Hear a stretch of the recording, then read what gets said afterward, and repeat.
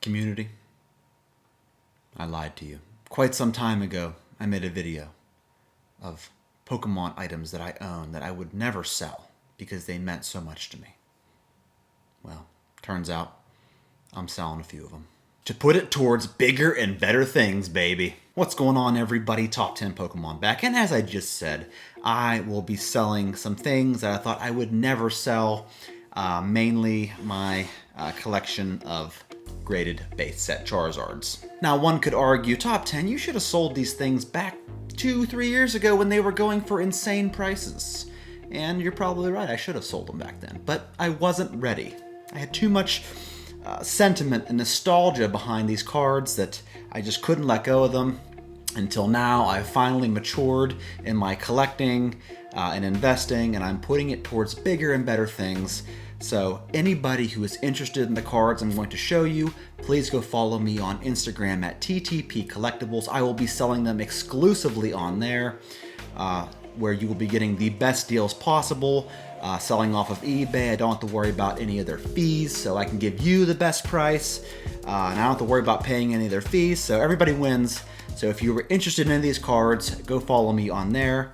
So without further ado, let's jump into this video and review my Charizard collection one more time before they go off to better homes. Alright folks, this will be my PSA 1 through 9 collection. We're going to review each card because it's very interesting to see how PSA grades these lower level cards. It's quite interesting. It's quite baffling in some cases. So here is the PSA 1 base set Charizard in poor condition, and as you can see right off the bat, there are some Mondo creases through this bad boy. Especially if you look at the back. I mean, let me try to capture it in the light there. Yeah, just crease city, man. So this is most assuredly in poor condition. However, if you take a look at this one right here, which is all, these are all for sale. This is a PSA 2 Charizard, which is in good condition. And if you look at it compared to the PSA 1, it looks pretty bad as well. Like, I'm not sure how you justify labeling this as good condition, because once again, this card looks like it was folded in half right there. Even on the back, you take a look, yeah, somebody folded this puppy in half and put it in their pocket.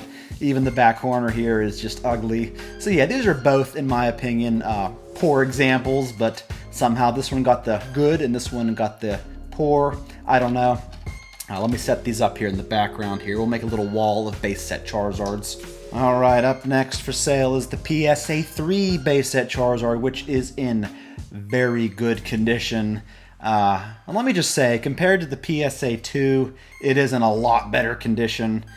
Definitely no creases or bends that I could see, just the whitening around the borders and probably a good amount of scratches on the hollow. But yeah, the difference between the 3 and the 2 is like night and day. So yeah, I would definitely say this is in a lot better condition than the PSA 2. Here we have the PSA 4, which is very good to excellent condition. And it looks very similar to the PSA 3. I think the PSA 3 actually looks a little bit better than this one as far as like the whitening around the edges there. Like once again, it's very murky on how they grade these lower cards, how they differentiate between 2s, 3s, 4s, 5s. So speaking of which, we have the excellent condition Charizard. So yeah, this one looks pretty good for being a PSA 5. It's very well centered. Yeah, got some edge wear. So I just want to showcase each one of these, show you the condition, so that if you reach out to me, you'll know exactly what you're going to get. I have made a few significant purchases, so I got to make some extra capital here to cover those. I will show you those purchases in a later video. But here is the PSA 6, which is excellent to mint condition. So I'll give you a good look at the front there. There's the back. Yeah, looks very similar to the PSA 5. Here is the PSA 7, which is a near mint copy. I'll give you a look at the front and back there. I think the reason I had such a difficult time parting with these cards is because it was the first significant purchase that I made when I got back into the hobby. When I bought all these, they all came as a group, and it was quite expensive for me, and I had people telling me that I was stupid and it was just a bad investment, so I always held on to them to remind myself that I made a really good decision when I bought these at the time, because I spent a whole lot less on them than what they're worth now, even after the boom. So I think that's why I have such a difficult time parting with them. These are like my babies. So here is one. It's actually got a newer cert on it. It's a PSA 7.5. This is the only .5 card that I own.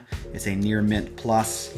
So definitely a little bit fatter up top there as far as centering, but it's otherwise a very clean card. When you look at the edges and the corners, it doesn't look too bad. So I think it was like maybe the centering and then some scratches in the hollow somehow equated to be a 7.5. Like I said, I don't know exactly how they come up with these grades, but not a bad looking card there. All right, up next, if you'll notice, compared to the ones in the background there, this PSA 8 Charizard, it looks like it has more of a pinkish hue in the background of the card there compared to the other ones, which is more like an orangish reddish. I don't really like the pink hued ones as much. I don't know, it just looks too pink. It almost looks like a fairy type Pokemon. But this is the PSA 8, which is near mint to mint.